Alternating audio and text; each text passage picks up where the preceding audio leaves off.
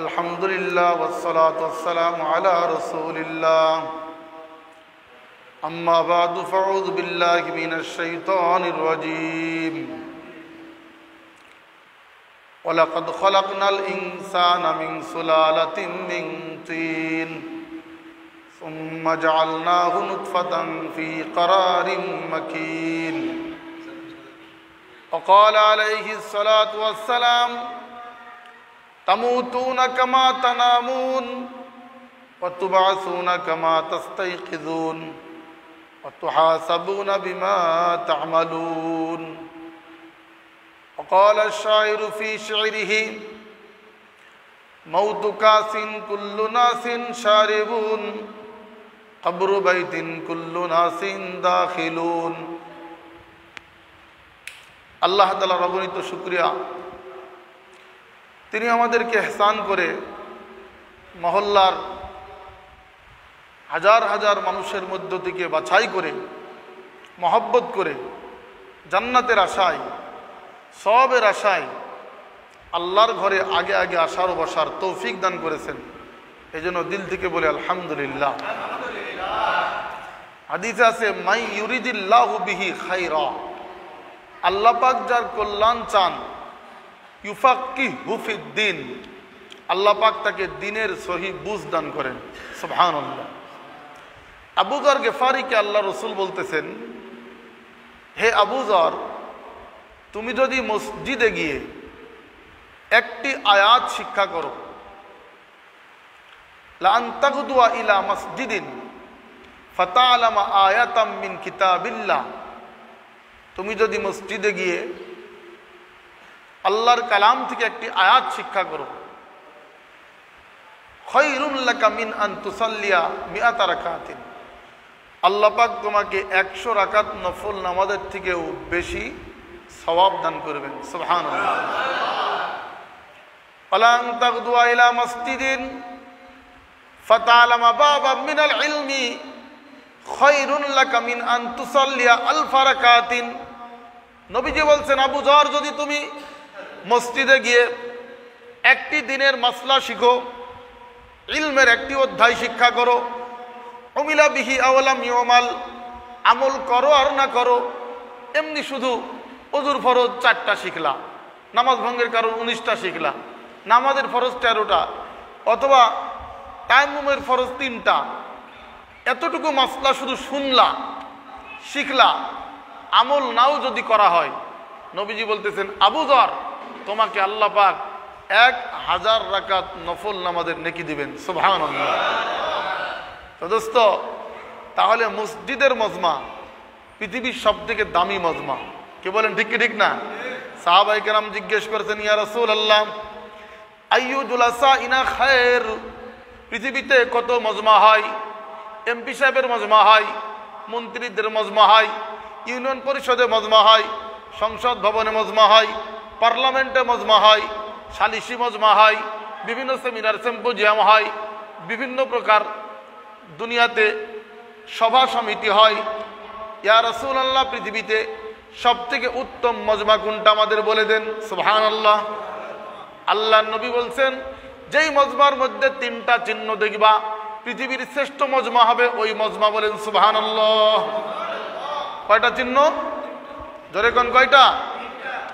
1 নম্বর, মান যাক্কারাকুমুল্লাহ রুয়াতুহু, যে মজমার লোকদের দেখলে তোমাদের রবকে স্মরণ হয়। যাদের চেহারা দেখলে, যে মজমার লোকদের চেহারা দেখলে কার কথা স্মরণ হয়? আল্লাহর কথা। বলেন কার কথা? আল্লাহর কথা স্মরণ হয়। 2 নম্বর, ওয়া যাক্কারাকুমুল আখিরাতা আমালুহু, যেই মজমার লোকদের আমল দেখলে আখিরাত স্মরণ হয়। কি স্মরণ হয় বলেন? আখিরাত স্মরণ হয়। 3 নম্বর, ওয়া যাদা ফি ইলমিকুম মানতিকুহু, যেই মজমার লোকদের বয়ান শুনলে, যেই মজলিসের লোকদের কথা শুনলে তোমাদের ইলম বেড়ে যায়। সুবহানাল্লাহ। এই 3 চিহ্ন, 3টি আলামত যেই মজমার মধ্যে পাইবা, সাহাবাকে রাসূল বলে দিলেন সেটা পৃথিবীর সবথেকে বেস্ট সেমিনার, সবথেকে বেস্ট মজমা, সবথেকে উত্তম সভা হলো সেই সভা, বলেন সুবহানাল্লাহ। আমি গবেষণা করেছি নিজে, একা একা গবেষণা করে দেখেছি এই তিনোটা চিহ্ন, তিনোটা আলামত পাওয়া যায় মসজিদের মজমায়। যেরকম সুবহানাল্লাহ। কিভাবে পাওয়া যায়? গবেষণা করে, আমার গবেষণা আপনাদের সাথে মিলাই দিচ্ছি। দেখেন, মসজিদে যারা আসে, বাহিরে যত বড়ই গুনাহগার হোক, তারা এমন একটা লেবাস নিয়ে আসে, কমপক্ষে টুপিটা নিয়ে আসে, কমপক্ষে পাঞ্জাবিটা পরে আসে। তো এমনভাবে আসে যে তাদের চেহারা দেখলে, আকৃতি দেখলে অটোমেটিক আখিরাত স্মরণ হয়। ঠিক কি ঠিক না বলেন? মসজিদে যারা আসে তাদেরকে দেখলে আল্লাহর কথা স্মরণ হয়, হয় কি হয় না বলেন? আর মসজিদে যে মজমাগুলি হয়, হয়তো বয়ান হয়, জিকির হয়, তেলাওয়াত হয়, অথবা তালিম হয়, মশওয়ারা হয়, মুজাকারা হয়, যেটাই হোক না কেন, মসজিদের মজমায় যে সমস্ত আলোচনা হয় এর দ্বারা এলেম বেড়ে যায়। সুবহানাল্লাহ। তাহলে এই তিনটা চিহ্ন যেটা রসুল বলেছেন উত্তম মজলিসের তিনটা আলামত, এই তিনটা মসজিদের মজমায় শতভাগ বিদ্যমান। যেরকম সুবহানাল্লাহ। এই জন্য দাওয়াত ও তাবলীগের ময়দানে পুরা পৃথিবীতে আমল জিন্দা করা হয় মসজিদে। কারণ মসজিদের মধ্যেই এই তিনোটা জিনিস একসাথে পাওয়া যায়। এছাড়া আপনি মাহফিলে যাবেন, কেউ বাদাম খাচ্ছে। আমি গতকাল মাহফিলে, এই যে আমাদের প্রফেসর শামীম সাহেবের এখানে মাহফিলে গেছিলাম, আমি ছবি তুলে নিয়ে এসেছি, মূর্তি বেচতেছে। মাদ্রাসার ছাত্র মূর্তি কিনে নিয়ে চলে এসছে। আমি বললাম এদিকে আয়, তোর এটা ফেসবুকে দিব, আর সতর্ক করব জাতিকে। মাহফিল হয় মূর্তির বিরুদ্ধে, কিন্তু সেই মাহফিলে মূর্তি বিক্রি হয়, প্রমাণ দেখবেন বিভিন্ন মাহফিলে, হয় কি হয় না বলেন? এটা মাহফিলওয়ালার দোষ না, বিভিন্ন ব্যবসায়ীদের দোষ। তা আমি বলতে চাচ্ছিলাম যে মাহফিলের তুলনায় মসজিদের মজমা অনেক দামি মজমা। কি বলেন? ঠিক কি ঠিক না?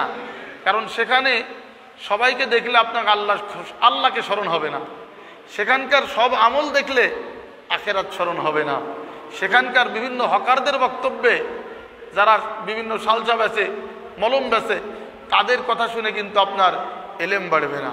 ঠিক কি ঠিক না? তাহলে সবটাই দিনই সেমিনার, দিনই আয়োজন, ঠিক আছে, কিন্তু তুলনামূলক মসজিদের মজমা সব থেকে দামি মজমা। এই জন্য দাওয়াত ও তাবলীগের মেহনত মসজিদ ভিত্তিক করা হয় পুরা ওয়ার্ল্ডের মধ্যে। আমি 2016 ভারতে গেলাম ইন্ডিয়া সফরে, সেখান থেকে মেওয়াত, নুহু জেলা, নাগিনা থানা, এখানে আশ্চর্য হলাম, কোনো মসজিদে গেটই নাই, মসজিদে পর্দা টাঙানো। বললাম যে কারণ কি? বলছে আরে ভাই মন্দিরে খোলা হুয়া হাই, মসজিদ কেউ বন্ধ রহেগা। মন্দির যেখানে 24 ঘন্টা খোলা থাকে, মুসলমানদের মসজিদ সেখানে বন্ধ থাকবে কেন? আল্লাহু আকবার। আসলে তো এটাই উচিত ছিল। দাওয়াত ও তাবলীগের মেহনতের দ্বারা এটাই চাওয়া হচ্ছে, পুরা দুনিয়াতে মসজিদগুলি 24 ঘন্টা আবাদ হয়ে যাক। যেমন কাকরাইল আবাদ, রায়বেন্ড আবাদ, হিন্দুস্তানের বিভিন্ন মারাকেজ আবাদ। আগে রেজামুদ্দিন ছিল আবাদ, এখন তো গন্ডগোলে বিভিন্ন সময় বন্ধ থাকে। তো 24 ঘন্টা আবাদ ছিল, এটাই তো মাকসাদ। হারামাইন শরীফাইন যেমন, মক্কা মদিনা যেমন 24 ঘন্টা আমল চলে, 24 ঘন্টা। তো সমস্ত মসজিদগুলি 24 ঘন্টা আমল দ্বারা জিন্দা থাকা, এটাই হলো তাবলীগের মাকসাদ। বলেন সুবহানাল্লাহ।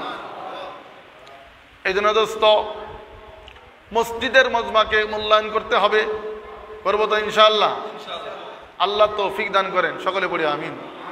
আমি একটা আয়াত পড়েছি, আল্লাহ তাআলা বলেন, ওয়ালাকাদ খালাকনাল ইনসানা মিন সুলালাতিন মিন তিন। আমি মানব জাতিকে বানিয়েছি মাটির নির্যাস থেকে। আমাদের আগে এই পৃথিবীতে জিনেরা ছিল। জিন্নাত হলো আগুন দ্বারা তৈরি, আগুনের লেলিহান শিখা দিয়ে জিন তৈরি করা হয়েছে। জিনদের সৃষ্টি কি দিয়ে বলেন? আগুন দিয়ে। কি দিয়ে বলেন? আর ফেরেশতাদের তৈরি কি দিয়ে? ফেরেশতারা নূর দ্বারা তৈরি। বলেন কি দ্বারা তৈরি? নূর দ্বারা তৈরি। ফেরেশতা যেমন বিভিন্ন আকার আকৃতি গ্রহণ করতে পারে, জিনেরাও বিভিন্ন আকার আকৃতি গ্রহণ করতে পারে। কিন্তু পার্থক্য, ফেরেশতাদের মধ্যে গুনাহের কোনো যোগ্যতা নাই, কিন্তু বনি আদমের মধ্যে, জিনদের মধ্যে অবাধ্যতা, গুনাহের যোগ্যতা দেওয়া হয়েছে। আমরা জানি আল্লাহ তাআলা আমাদেরকে সৃষ্টির আগে ফেরেশতাদের সামনে এটাকে পেশ করেছিলেন, ইন্নী জাইলুন ফিল আরদি খলিফা, আমি জমিনে খলিফা নির্বাচন করব, খলিফা বানাইব, ইনসান বানাবো। ফেরেশতা কি বলেছিল? আতাজালু ফিহা মান ইউফসিদু ফিহা, আল্লাহ এদেরকে কেন বানাবেন? এদের মতো আরেকটা জাতি জিন্নাত বানাইছিলেন, তারা জমিনে ফিতনা ফাসাদ করেছিল, মারামারি হাঙ্গামা করেছিল, বিভিন্ন প্রকার ফিতনা ফাসাদ সৃষ্টি করেছিল। আবার তাদের মধ্যে আরেকটা জাতি বানাবেন কিনা? আল্লাহ পাক বলেছিলেন, ইন্নী আলামু মা লা তা'লামুন, আমি রব যা জানি তোমরা তা জানো না। আল্লাহু আকবার। আসলে তো আল্লাহ যা জানে, মাখলুকের তা জানার ক্ষমতা আছে? এরপরে ফেরেশতারা মাফ চাইছিল, সুবহানাকা লা ইলমা লানা ইল্লা মা আল্লামতানা ইন্নাকা আনতাল আলিমুল হাকিম। আল্লাহ আমাদের কোনো ইলম নাই, আমরা নাদান, মূর্খ, বেকুফ, কিচ্ছু জানি না, তুমি মহাজ্ঞানী, যা করার করো। সুবহানাল্লাহ। তখন আমাদেরকে বানাইছেন। তো ফেরেশতাদের মধ্যে আনুগত্য গালেব, আর জিনদের মধ্যে ছিল অবাধ্যতা গালেব, প্রাধান্য। ইনসানকে বানাইছেন যাদের দিলের মধ্যে আল্লাহর প্রেম থাকবে। সুবহানাল্লাহ। আল্লাহর মনসা বুঝবে। ছাত্রকে যদি উস্তাদ বকা দেয়, বের হয়ে যা, আসলে কি বের হইতে হবে না ক্ষমা চাইতে হবে? ক্ষমা চাইতে হবে। এইটা হলো বনি আদমের মধ্যে এই প্রেম আল্লাহ পাক মনুষ্যত্ব সেট করে দিয়েছেন।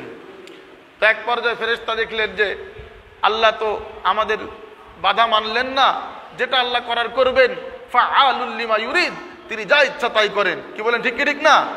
ফেরেশতা আবার আবেদন করছে, একটা দরখাস্ত করছে যে আল্লাহ, আপনি যখন বনি আদমকে বানাইলেন তাহলে একটা ভাগাভাগি করে দেন। এই যে আল্লানাল আখিরা, আমাদেরকে আখিরাত দিয়ে দেন। ওয়াজআল লাহুমুদ দুনিয়া, আর এই মানুষদেরকে দুনিয়া দিয়ে দেন। ইয়াকুলুন ইয়াতামাত্তাউন, দুনিয়াতে তারা খানা খাবে, ঘুরে বেড়াবে, আর এরকমভাবে বিয়ে শাদী করবে, আনন্দ ফুর্তি করবে, মরে যাবে, পচে গলে হারায় যাবে।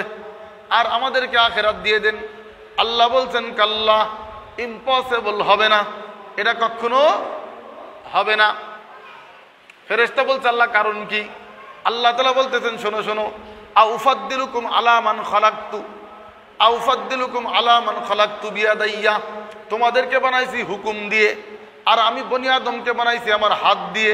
সুবহানাল্লাহ। হাতের জিনিসের মায়া বেশি হয় কি হয় না? বেশি হয় না?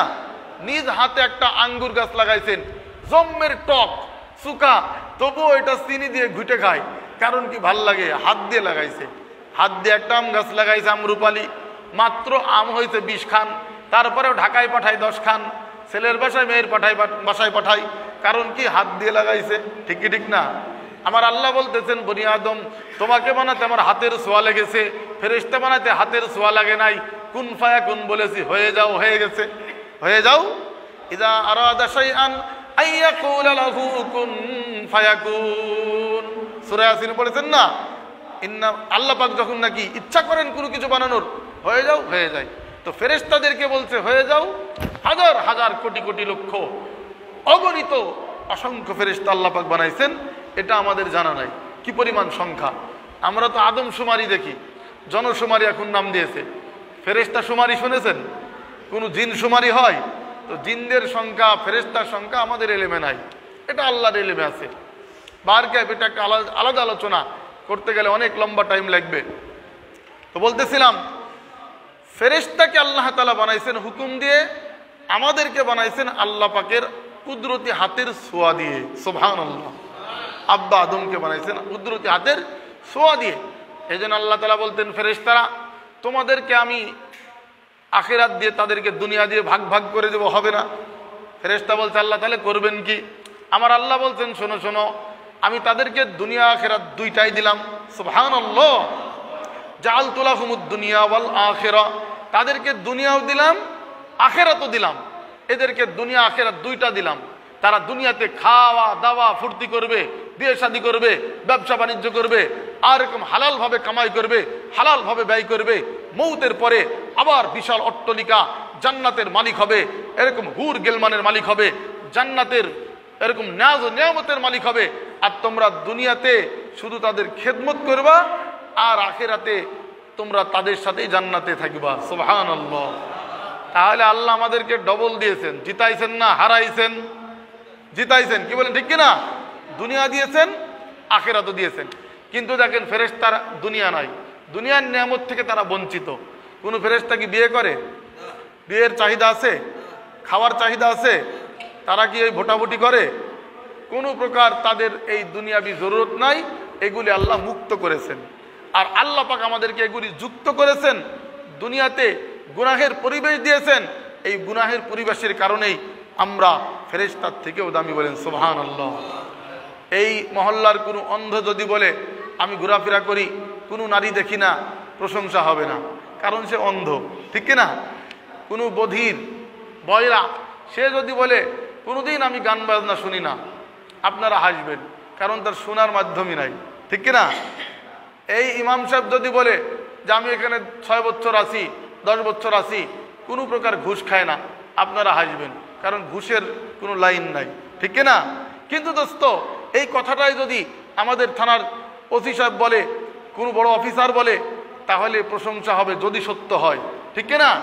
কোনো ভালো যুবক, তাগড়া তরুণ যুবক, চোখ কান নাক সব ঠিক আছে, এইরকম যুবক যদি বুক ফুলায় বলে আমি গান শুনি না, চোখ দিয়ে নারী দেখি না, পরনারী, আর যদি বাস্তবই তাই হয়, আপনারা প্রশংসা করবেন, কারণ তার মাধ্যম থেকেও সে দেখে নাই। ঠিক এরকম দোস্ত, দুনিয়াতে ফেরেশতাদের গুনাহের কোনো লাইন নাই, কোনো মাধ্যম নাই। এই জন্য গুনাহ না করা এটা ফেরেশতার কোনো ক্রেডিট না। কিন্তু বুনিয়াদম গুনাহের সমস্ত মাধ্যম থাকা সত্ত্বেও গুনাহ থেকে ব্রেক, এটাই হলো তার বহুত বড় ক্রেডিট, এবং এটাই তার আল্লাহ পাকের কাছে মর্যাদা বাড়ার বড় মাধ্যম, বলেন সুবহানাল্লাহ। এই জন্য আমাদের এই হায়াতটাকে মূল্যায়ন করা। ছোট্ট একটা হায়াত, নবীজি এই হায়াতের সীমানা বেঁধে দিয়েছেন। আল্লাহর নবী বলেন আমার উম্মতি বাইনা 60 আও 70 সানা, আমার উম্মতের হায়াত 60-70 এর মাঝামাঝি। ওয়া কালিলুম মা ইয়াতাজাওয়াজুন, খুব কম আছে যারা 60-70 পাড়ি দিবে। 60-70 পাড়ি দেওয়া উম্মত খুব কম। এই আমাদের আইনাল চাচা বলে না, 70 এর ঊর্ধ্বের বুড়া সব শীতকালে অর্ধেক সাফ হয়ে যাবে, অথবা ঘর থেকে বের করে মাথায় দিয়ে দিবে। বহুত বুড়ারা শীতে চলে যাবে, গ্রীষ্মে চরম গরম পড়লেও চলে যায়, ঠিক কিনা? তো এই এলাকার মধ্যে 100 সেঞ্চুরি বুড়া খুঁজে পাবেন খুব কম বর্তমান জামানায়, অধিকাংশই যুবক বয়সে চলে যাচ্ছে। তো নবী বলেছেন আমাদের হায়াত 60-70 এর মাঝামাঝি। আর এই হায়াতের মধ্যে যদি অর্ধেক রাত্রি ধরি, তো 30-40 বছর খালি ঘুম পাড়ায় কাটাই দিই আমরা। আর শীতকালে তো রাত লম্বা, ঠিক কিনা বলেন? ঘুম যদি বাড়ি 30 বছর 40 বছর, আর যে 30-40 বছর থাকে, এর মধ্যে কতটুকুই বা 5 ওয়াক্ত নামাজে ডাক আসে, কি বলেন ঠিক কিনা? আখিরাত ক্যালকুলেশন করলে কিছুই পাবো না। তবে দোস্ত, আমার ঘুম পাড়া, আমার ব্যবসা, আমার ক্ষেত খামার যদি রসুলের সুন্নাত অনুযায়ী হয়, আল্লাহর হুকুম অনুযায়ী হয়, আল্লাহর কসম ওই ব্যবসা, বিজনেস, ক্ষেত খামার এবং চাকরি বাকরি, গাড়ি বাড়ি সবগুলি নেকির পাল্লায় ওজন হয়ে যাবে, সুবহানাল্লাহ। এবং এটাও আমার জান্নাতে যাওয়ার মাধ্যম হয়ে যাবে যদি উলামায়ে হক্কানি রব্বানির কথা অনুযায়ী আমার জীবনকে, লাইফকে পরিচালনা করি আল্লাহর হুকুম নবীর তরিকা অনুযায়ী। তাহলে দোস্ত, আমাদের এই দুনিয়াটাও আখিরাত দ্বারা পরিবর্তিত হয়ে যাবে। এত বড় অফার দিয়েছেন আল্লাহর নবী। আমাদের ব্যাপারে বলেছেন নাহনুল আখিরুনা সাবিকুন, হে আমার উম্মত শুনে রাখো, তোমরা দুনিয়াতে এসেছো আমার সাথে, পৃথিবীতে আসার সিরিয়ালে তোমরা লাস্ট টিপে, কিন্তু জান্নাতে যাওয়ার সিরিয়ালে আমার উম্মত হবে ফার্স্ট টিপে, সুবহানাল্লাহ। এটা বহুত বড় অফার এই উম্মতের জন্য। এটা আমরা চেয়ে পাই নাই, কেউ অ্যাপ্লিকেশন করি নাই, আবেদন করি নাই, আল্লাহ আমাদেরকে খুদ ইহসান করে দান করেছেন, কি বলেন ঠিক কি ঠিক না? মুসা আলাইহিস সালাম বলছে, আল্লাহ আমি আমার তাওরাতের মধ্যে এক উম্মতের সন্ধান পেলাম, যে উম্মত লাস্ট টিপে এসে ফার্স্ট টিপে জান্নাত যাবে। আল্লাহ তুমি এই উম্মত আমাকে দিয়ে দাও। আল্লাহ বলছেন কাল্লা তিলকা উম্মাতু আহমদ, এটা মুহাম্মদের উম্মত, তোমাকে দেওয়া হবে না। সুবহানাল্লাহ। আবার বলছে আল্লাহ এক উম্মতের সন্ধান পেলাম, সৎ কাজে আদেশ করবে, অসৎ কাজে বাধা দিবে, অথচ আমার উম্মত এই পাওয়ার পাই নাই, এদেরকে আমাকে দিয়ে দাও। আল্লাহ বলছে এটাও হবে না মুহাম্মদের উম্মত। সুবহানাল্লাহ। বলছে আল্লাহ এক উম্মত পাইলাম যে উম্মতের সিনার মধ্যে কোরআন থাকবে, কালাম থাকবে, অথচ আমার ধর্মীয় কিতাব তাওরাত এটা একমাত্র মুসা ও হারুন আলাইহিম আসসালাম দুইজন নবী ছাড়া কারো মুখস্থ ছিল না। 1000 পারা, প্রত্যেক পারায় 1000 পৃষ্ঠা জবরদস্ত পাথরে লেখা, 70টা ফেরেশতা যা বহন করে নিয়ে যাইত, এটা মুখস্থ করা চারটিখানি বিষয়। অথচ কোরআন আল্লাহ পাক সিনাই সিনাই ভরে দিয়েছেন। বাংলার ছেলেরা পুরো বিশ্বে আলহামদুলিল্লাহ প্রতি বছর 1, 2, 3 নম্বর সিরিয়ালে থাকে, শতাধিক দেশকে পিছনে ফেলে বাংলার এরকম এই সমস্ত ছোট্ট ছোট্ট কিশোর বালকেরা কোরআনের তেলাওয়াতে প্রতিযোগিতায় পুরো পৃথিবীকে পিছিয়ে ফেলে ফার্স্ট হয়, সেকেন্ড হয়, থার্ড হয়। আলহামদুলিল্লাহ।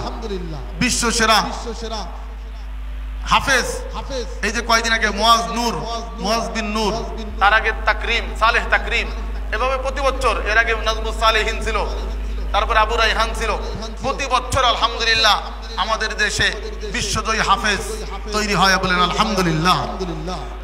এই উম্মতকে চেয়েছেন মুসা আলাইহিস সালাম, আল্লাহ বলছেন কাল্লা, হবে না।